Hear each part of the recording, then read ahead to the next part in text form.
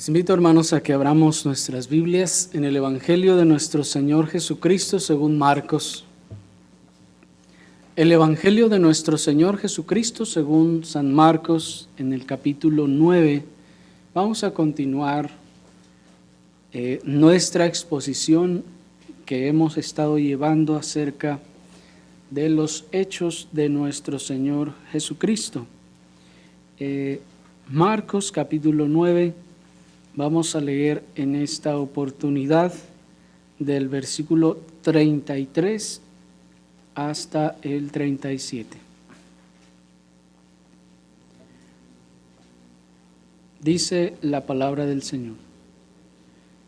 Y llegó a Capernaum, y cuando estuvo en casa les preguntó: ¿qué disputabais entre vosotros en el camino? Mas ellos callaron, porque en el camino habían disputado entre sí quién había de ser el mayor.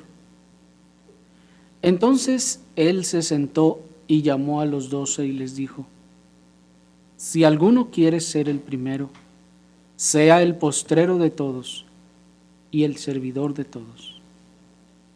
Y tomó a un niño y lo puso en medio de ellos, y tomándole en sus brazos les dijo: el que reciba en mi nombre a un niño como este, me recibe a mí, y el que a mí me recibe, no me recibe a mí, sino al que me envió.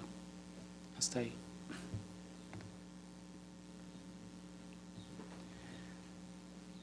Vamos, hermanos, a meditar en esta porción de la Escritura, como es nuestra costumbre, en 3 partes.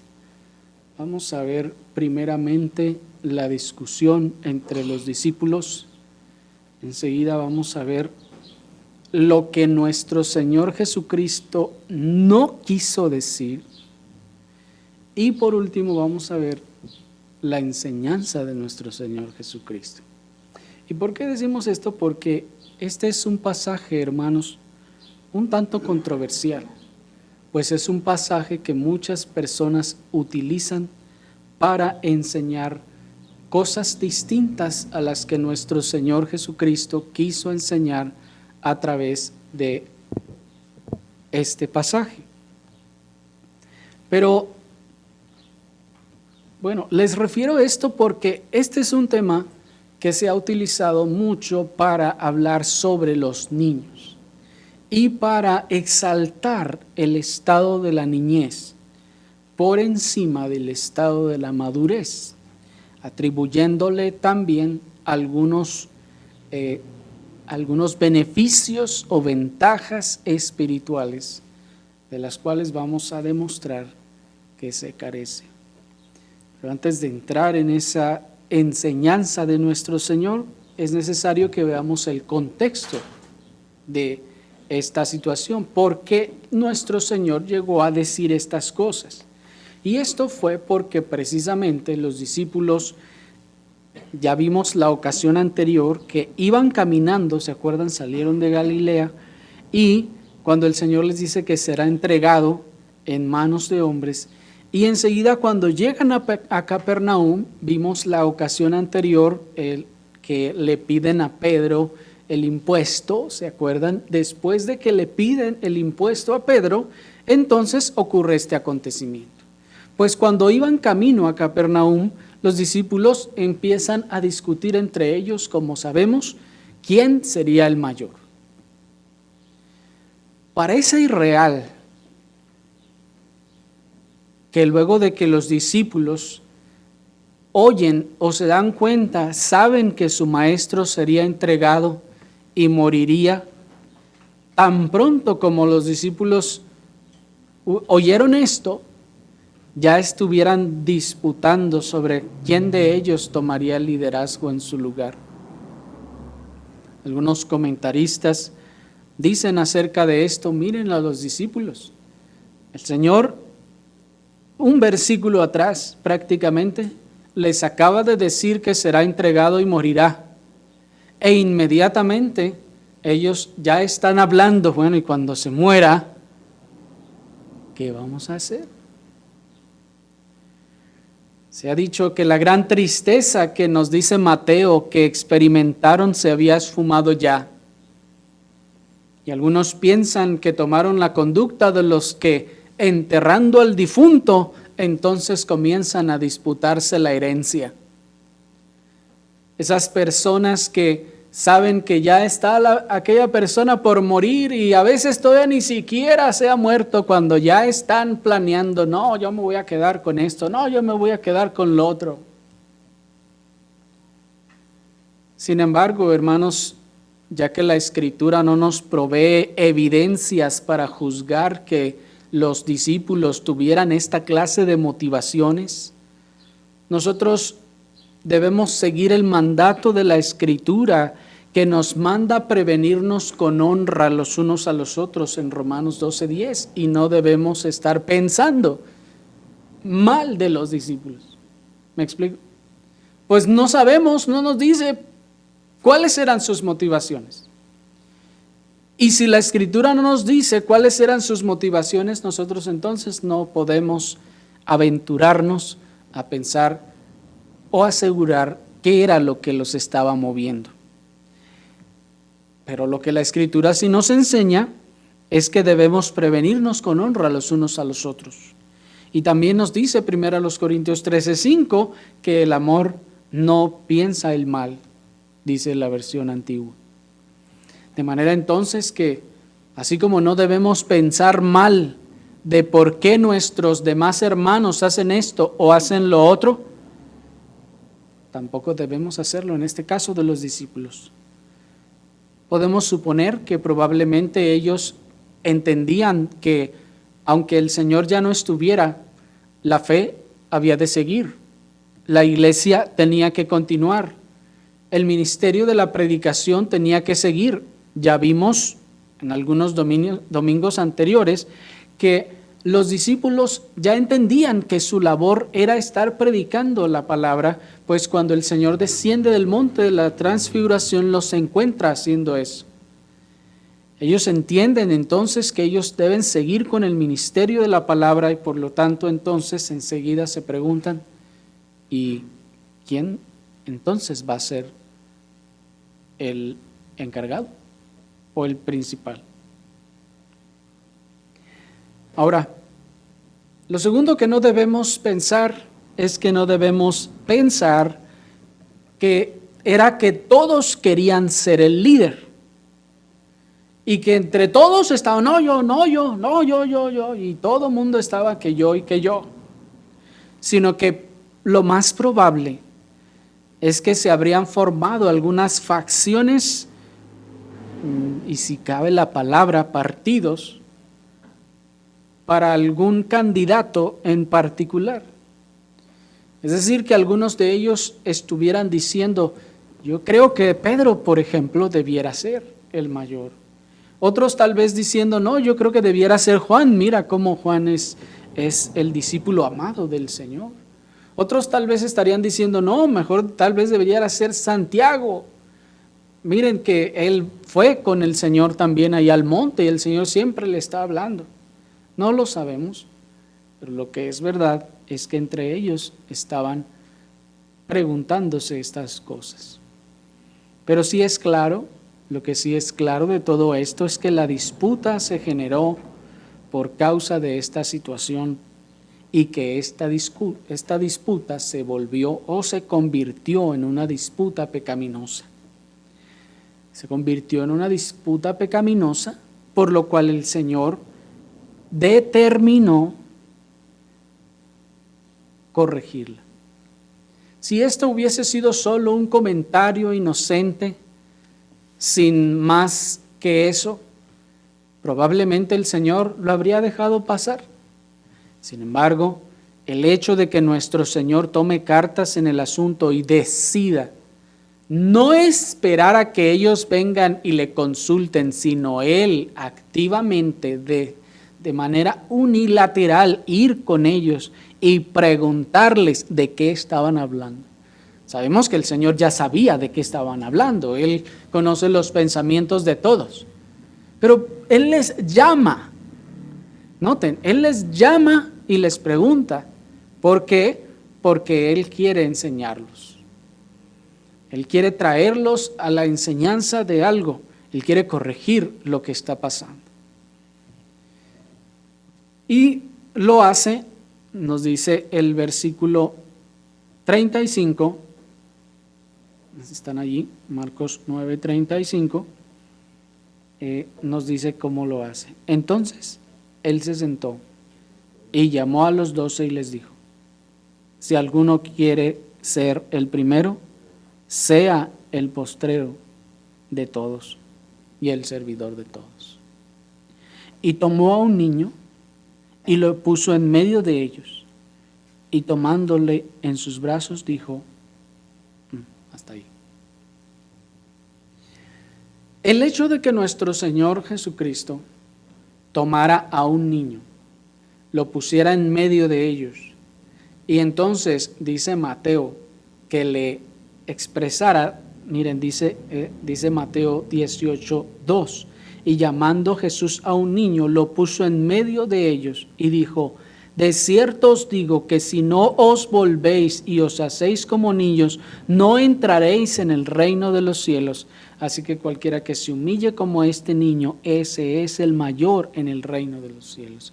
Al mirar entonces esta conducta que toma el Señor de tomar a ese niño, ponerlo en medio y aparentemente ponerlo como ejemplo de todos, entonces se ha suscitado una serie de suposiciones acerca de los niños o de implicaciones acerca de los niños.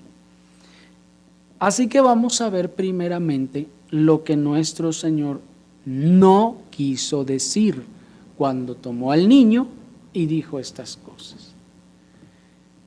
Estos textos, como les decía, han dado lugar a una serie de confusiones acerca de lo que nuestro Señor Jesucristo quiso decir cuando puso a este niño. Así que lo primero que nuestro Señor Jesucristo no quiso decir fue que los niños fueran inocentes y sin pecado. Lo primero que nuestro Señor Jesucristo no quiso decir era que los niños fueran inocentes y sin pecado, pues la Escritura nos dice en el Salmo 51:5, he aquí en maldad he sido formado y en pecado me concibió mi madre. Y la Escritura nos enseña en una y en otra ocasión, hermanos, que los niños también tienen pecado y pecan, y no son inocentes en ese sentido. Y vamos a seguirlo demostrando a medida que vayamos avanzando. Lo segundo que nuestro Señor Jesucristo no quiso decir era que los niños tuvieran asegurado el reino de los cielos. Pues mucha gente piensa eso y dice, no, los niños ya la tienen librada, los niños ya tienen asegurado el reino de los cielos. Pero hermanos, ¿y en base a qué? Les preguntan, ¿y por qué dicen eso? Es que la Biblia dice que de los niños es el reino de los cielos. Bueno, el Señor no quiso decir que los niños tienen asegurado el reino de los cielos porque los niños también pecan. ¿O los niños no pecan? Claro que pecan. Cuando el niño miente, eso es una mentira, ¿no es así? ¿Y acaso existen las mentirillas piadosas? No, no existen. Toda mentira y toda falsedad es una mentira delante de Dios y es un pecado. La desobediencia a sus padres, los berrinches que hacen y todas esas cosas son pecados y la paga del pecado es muerte. Dice Romanos 5:12, por tanto, como el pecado entró en el mundo por un hombre y por el pecado la muerte, así también la muerte pasó a todos los hombres por cuanto todos pecaron. El texto nos está diciendo, ¿saben por qué nos morimos?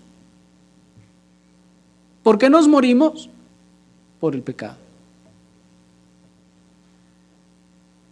Morimos por el pecado.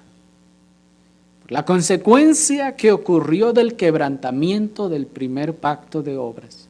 Dios le dijo a Adán: es cierto, el día que comieres de este árbol, de cierto morirás. ¿Y qué pasó? Murió.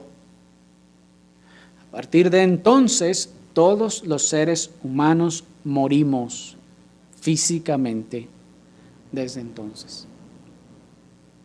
Lo tercero que nuestro Señor Jesucristo no quiso decir era que los niños formaran ya parte del reino de Dios en la tierra. Es decir, que ya por ser niños, entonces ya forman parte del reino de Dios. De hecho, muchas congregaciones, aún protestantes, no solo los católicos, que van y bautizan a sus hijos y entonces dicen que a través de eso entonces ya es cristiano. Muchas otras congregaciones también consideran que los hijos suyos o que los hijos de los cristianos son parte del pueblo de Dios. Esto no es una realidad, pues la Escritura nos dice, acuérdense de Nicodemo, Juan 3:3 nos dice, respondiendo Jesús, le dijo: de cierto te digo que el que no naciere de nuevo no puede ver el reino de Dios. El que no nace de nuevo no puede entrar en el reino de Dios. El que no ha nacido de nuevo no puede pertenecer al reino de Dios. De manera que los niños, aunque sean los niños, los hijos de los hermanos, de los creyentes, de los pastores, de quien sea, no son parte del reino de Dios en sí. Ellos tienen que arrepentirse, ellos tienen que ir a Cristo en arrepentimiento y fe para entrar en el pacto. Lo cuarto que nuestro Señor Jesucristo no quiso decir fue que el estado infantil fuera superior al estado de madurez. Mucha gente piensa eso. Mucha gente piensa que como Cristo tomó al niño y lo puso en medio, dice, entonces el niño es mejor que el adulto. Es decir, dicen, es que el niño es inocente y entonces a él lo escucha más Dios. Eso hace mucha gente y ahí ponen a sus niños a orar. Ay, a ver, mijo, ora por mí, porque a ti sí te va a escuchar Dios, porque tú no has pecado como yo. Bueno, sí, eso debe ser una realidad, tú no has pecado como yo, pero no porque no tengas pecado, sino porque no has tenido la oportunidad como yo la he tenido. Sin embargo, si la tuvieras y cuando la tengas, lo harás. Ahora, mucha gente piensa pues entonces que el niño entonces es, o el estado de niño es un estado espiritual mejor incluso que el de un adulto maduro. Pero eso no es lo que la Escritura enseña. Dice primero a los Corintios capítulo 3 versículo 1, de manera que yo, hermanos, no pude hablaros como a espirituales, sino como a carnales, como a niños en Cristo. Noten la metáfora que está usando el apóstol. Él está diciendo, a los niños no les puedo hablar así, porque no me van a entender. De manera entonces que el estado infantil no es superior al estado de madurez. El apóstol quiere hablarles como a espirituales, pero se portan como niños. ¿Me explico? Así que debemos pues abandonar ese pensamiento católico de que Dios recibirá más o mejor la oración de un niño que la de un adulto instruido en la verdad. Miren cómo se menosprecia y se desprecia aún la verdad, porque el niño la ignora y el adulto la conoce. Y conforme a esa verdad y a ese conocimiento de la Escritura, dirige sus oraciones hacia Dios el adulto y el niño no. ¿Cómo entonces Una oración instruida por la palabra, por la verdad, será inferior a la oración de un niño. Eso está fuera de todo sentido. ¿Me explico? Y lo quinto que nuestro Señor Jesucristo no quiso decir es que Él no quiso decir que nosotros debemos actuar como los niños y hacer las cosas que ellos hacen para que seamos mejores. No, Él no quiso decir eso. Porque dice primero a los Corintios 14:20, hermanos, no seáis niños en el modo de pensar, sino sed niños en la malicia, pero maduros en el modo de pensar. Sabemos que nuestro modo de pensar regula nuestras acciones. Lo que pensamos regula nuestra conducta. Lo pensamos, actuamos. No lo pensamos, no lo actuamos. ¿Cuántas veces decimos, ay, no lo hice porque nunca se me ocurrió? ¿Me explico? Hay una relación directa entre el pensamiento y la acción. De manera entonces que no, nuestro Señor Jesucristo no nos está enseñando que debemos hacer como los niños, que debemos actuar como los niños, sino que la Escritura nos dice, no, no seáis niños en el modo de pensar, sino que seamos maduros en el modo de pensar. Y evitemos, dice, ser niños en el modo de pensar. En lo que sí podemos ser y debemos ser niños, dice, es en la malicia. Y bueno, dicho sea de paso, pues sabemos que esta malicia ha crecido, hermanos, en nuestro tiempo y en nuestro mundo. Cuando nosotros éramos niños, difícilmente oíamos a un niño decir malas palabras delante de sus padres. Sabíamos que las decían en la escuela o en otro lugar, pero decir delante de sus padres, eso era muy, muy, muy extraño y mal visto. Hoy en día hasta los padres les enseñan y ahí ven al niño hasta recordándole la mamá, a su papá y a su mamá. La malicia ciertamente ha crecido. Así que, pero en medio de todo esto, el mensaje es que sea un nivel de malicia mínimo. Ahora, veamos por fin qué entonces quiso enseñarnos nuestro Señor. Si nuestro Señor no quiso enseñarnos esto, entonces, ¿cuál es la enseñanza de nuestro Señor? Bueno, Marcos ya nos dice que nuestro Señor Jesucristo se refiere a ese espíritu de servicio en contraste con el deseo de estar por encima de los demás. Miren el versículo 35.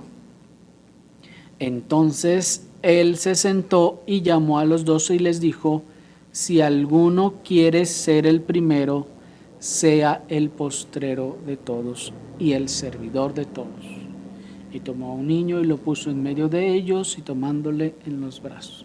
Bueno, de manera entonces que el Señor nos está diciendo que nosotros debemos, en ese sentido, manifestar y tener ese espíritu de servicio en contraste con ese espíritu de querer estar por encima de los demás.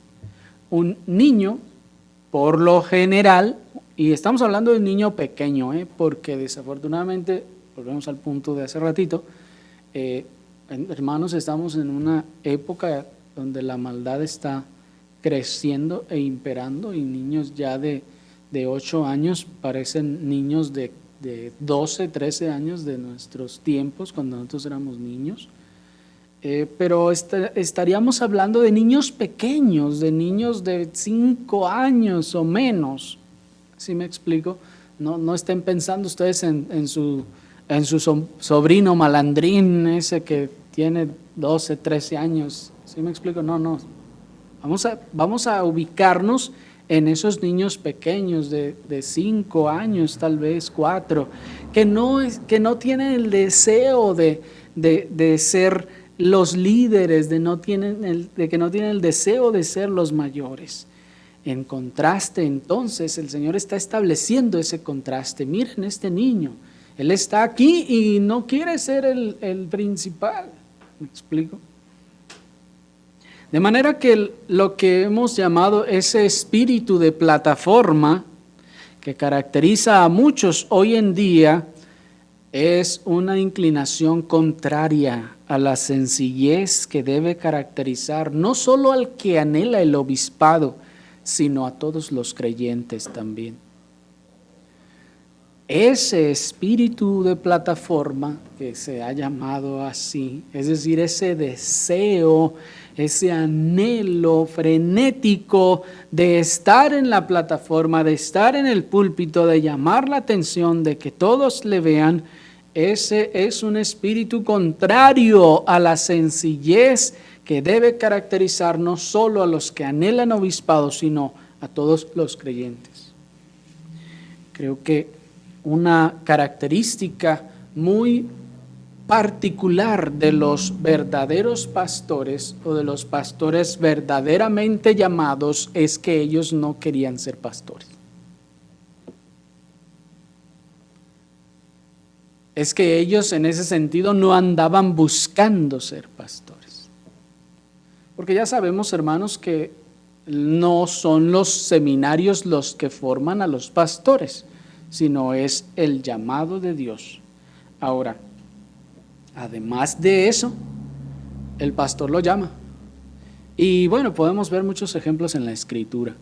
Desde Moisés hasta Pedro, podemos encontrar cómo, hermanos, el Señor es el que llama, aunque el hombre a veces se resiste.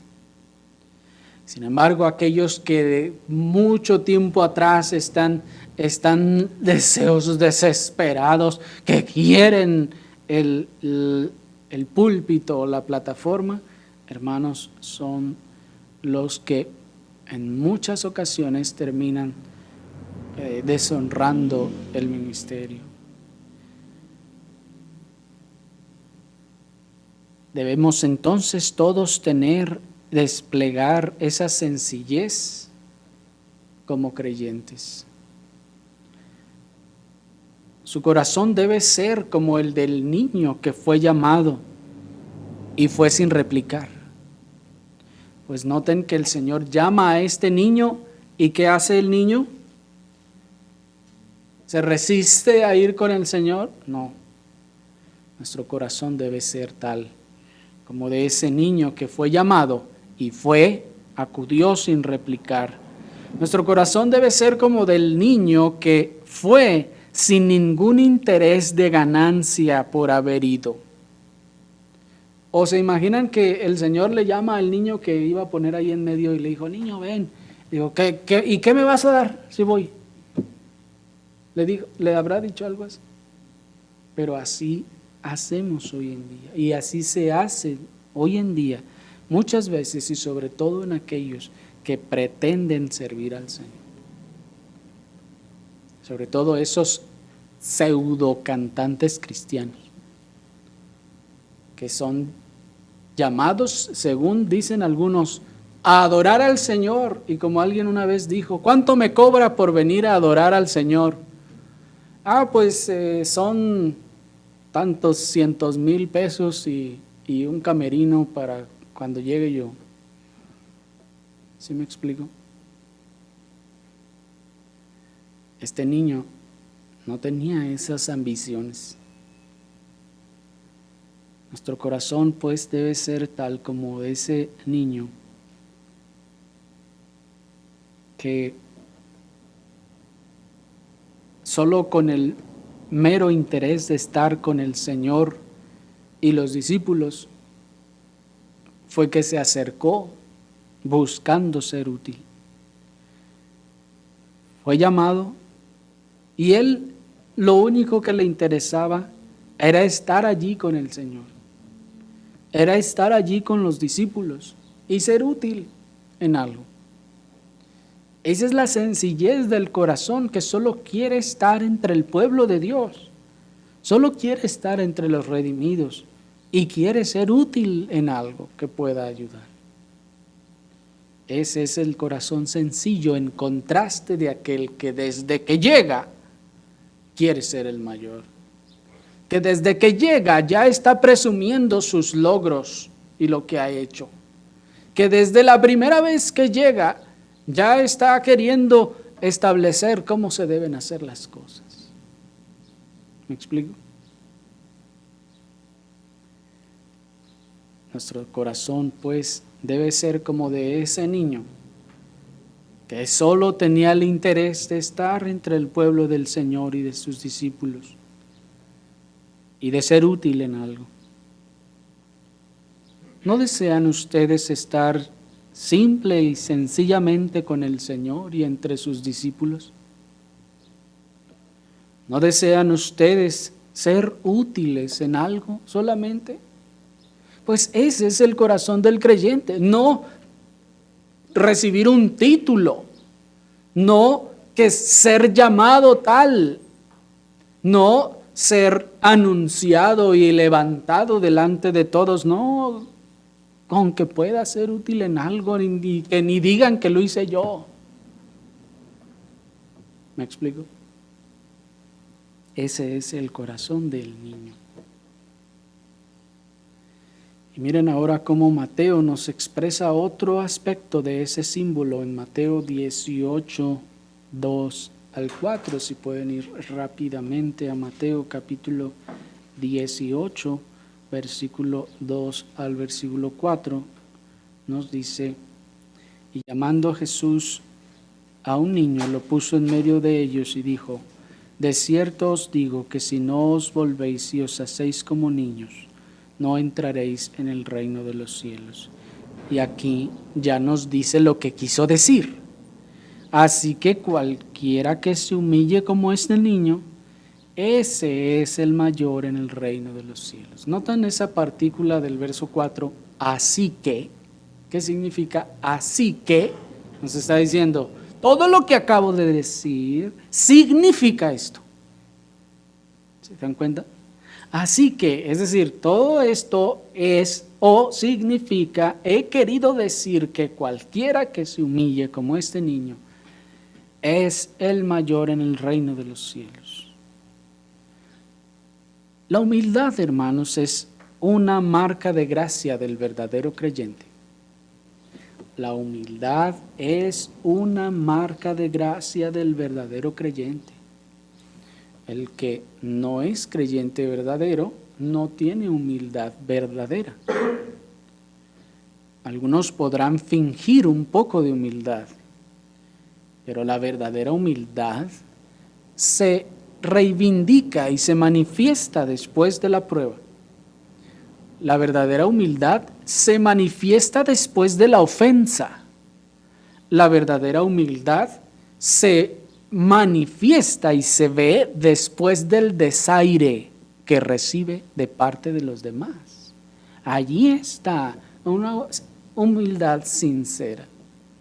Porque si la humildad que usted tiene se disipó a la primera ofensa, esa no es verdadera humildad. Si la humildad que usted tiene se esfumó al primer desaire, o al segundo o al tercero, si la humildad que dice que tiene se esfumó con la decepción de mirar a otros, si la humildad que dice que tiene se esfumó después del menosprecio o el menoscabo de su honor, entonces lo más seguro es que era una humildad falsa. No era de gracia, no era de la gracia de la humildad que Dios da. Pues si yo la tengo y yo trato de sostenerla, pues olvídense, se me cae a cada rato. Pero si es de Dios, si Dios la sostiene en mí, permanece. Esa es la diferencia, la otra es mía. por eso se cae a cada rato y se va y desaparece. Pero la gracia de la humildad es gracia porque viene de Dios y no la produzco yo.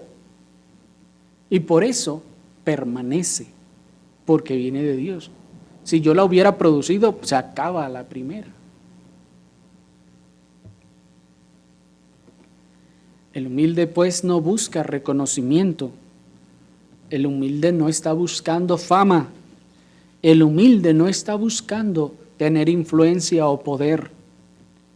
Mientras que el que quiere ser mayor, nótenlo, es el que busca todas estas cosas. ¿Quién es el que busca el reconocimiento? El que quiere ser mayor. ¿Quién es el que busca la fama? El que quiere ser mayor. ¿Quién es el que busca la influencia? El poder, el que quiere ser mayor. En cambio, noten el contraste. Lo que el Señor está queriendo hacer es ese contraste, nótenlo. El humilde, en contraste con el que quiere ser el mayor, está diciendo, son polos opuestos. El que quiere ser el mayor quiere todas estas cosas, sin embargo, el humilde no quiere nada de eso.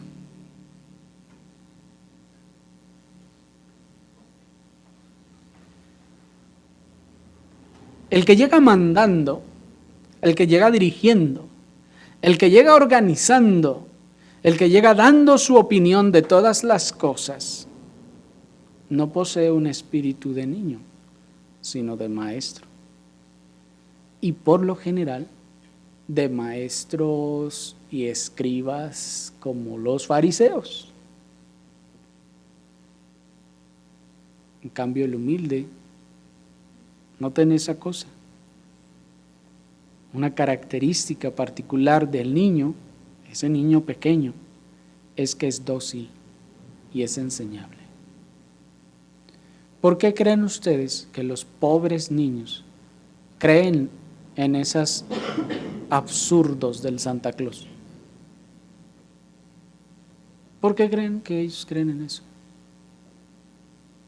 Porque tienen un espíritu dócil y enseñable. Sus padres le inventan la mentira del Santa Claus y cuánta cosa. Y entonces el niño es dócil, es enseñable y se lo cree. No anda cuestionando, ¿y cómo va a volar ese trineo? Pues mira el peso que tiene, pues ¿y cómo un reno va a andar? El niño no cuestiona eso, ¿se fijan? Debiera hacerlo en ese caso de esa mentira, pues, pero noten la cualidad del niño en ese caso. Es dócil, es enseñable. Muestran la palabra y la recibe, la reconoce, la atiende. En cambio, el que se cree maestro lo anda cuestionando todo. Y ahí está el contraste, el extremo. Uno de un lado, humilde y dócil, enseñable, y el otro extremo, que no le pueden enseñar nada.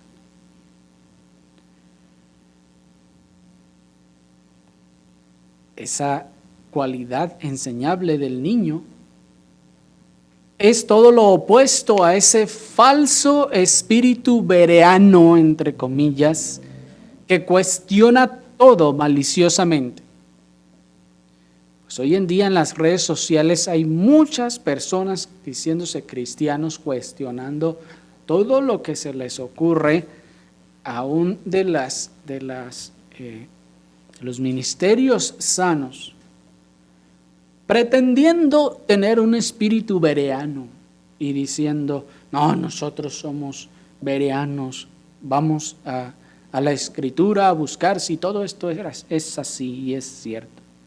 Pero eso más bien, hermanos, ese espíritu que les caracteriza a muchos es más bien un espíritu malicioso que filtra cada palabra que oye en cada predicación, aún de los predicadores que considera sanos.